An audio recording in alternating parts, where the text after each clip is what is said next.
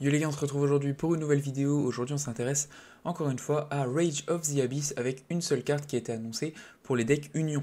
Au niveau de cette carte, c'est Union Pilot, du coup qui est vraiment en rapport avec l'ancien Union Driver qu'on utilise seulement dans les decks ABC, étant donné que c'est le seul deck Union qui est vraiment jouable actuellement dans Yu-Gi-Oh! Pour commencer, qu'est-ce qu'elle fait cette nouvelle carte? Donc on va être niveau 5, Lumière, Machine, Union, exactement comme son confrère Union Driver.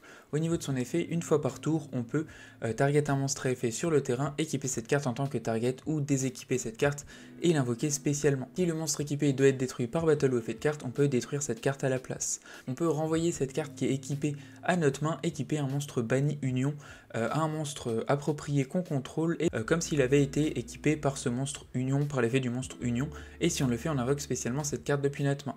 On ne peut utiliser cet effet de Union Pilot qu'une seule fois par tour. En quoi cette carte elle peut être utile au deck? Le problème, c'est que cette carte, pour pouvoir l'utiliser, il faut bien qu'elle soit équipée au monstre et qu'ensuite on prenne le monstre qui est dans la zone bannie et ensuite qu'on le réinvoque. Donc la problématique, c'est déjà de le mettre équipé à un monstre étant donné qu'il est bien niveau 5. Donc en fait, dans le deck, la seule chose qui peut l'équiper facilement depuis le deck, ça va être Unauthorized Reactivation qui va pas avoir de restrict au niveau du niveau tout simplement du monstre qu'on va équiper.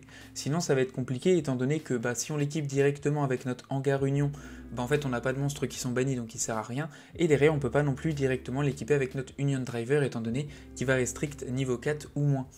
Donc c'est là que ça devient un peu compliqué, c'est que seulement une seule carte qui permet de l'invoquer, enfin du moins de le mettre en équipement et ensuite de profiter de ses effets, et en plus de ça, quand il est en équipement, il faut bien déjà avoir Union Driver ou un autre monstre Union qui est banni pour ensuite pouvoir profiter de son effet qui nous intéresse. Pour imaginer un petit peu ce que je dis là, on va voir un petit peu l'utilité dans le cas d'un combo classique. En gros, on va chercher notre B, on va pouvoir l'invoquer directement, activer l'effet de notre hangar, ensuite équiper comme d'habitude notre Union Driver et équiper avec Union Driver celui qu'on souhaite.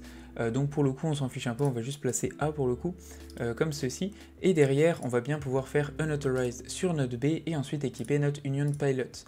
Au niveau de ce combo-là, il a un intérêt étant donné que là, Union Pilot va permettre de se ramener en main, on va pouvoir équiper à B notre Union Driver, invoquer notre Union Pilot et notre Union Driver se spé. À ce moment-là, on n'est qu'à 3 invocations, pardon. Là, on va pouvoir faire notre Nova, étant donné que c'est bien deux monstres machine niveau 5. Et ensuite, sur la 5e invocation, on a notre Infini. Donc derrière, on est protégé de Nibiru.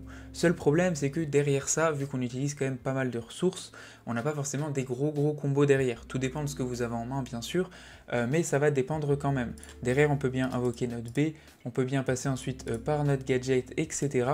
Donc c'est pour moi le seul combo où c'est vraiment intéressant de l'avoir, c'est si on a Unauthorized Activation et notre hangar Union, et encore, si on veut vraiment parler de combo, il y a clairement beaucoup mieux à faire, surtout avec les nouvelles cartes qui vont bientôt sortir. Ma conclusion sur cette nouvelle carte, donc c'est possible de la jouer x1 dans le deck, mais pour le moment, honnêtement, je pense plus que ce soit dans un deck un peu budget, donc si vous voulez ne pas forcément mettre trop d'argent dans le deck, potentiellement on peut la rentrer, ça vous donne bien accès à vous protéger un petit peu les combos, même s'ils sont moins bien, et derrière ça, accéder aussi aux monstres Cyber Dragon, donc si vous êtes fan de Cyber Dragon, c'est aussi possible.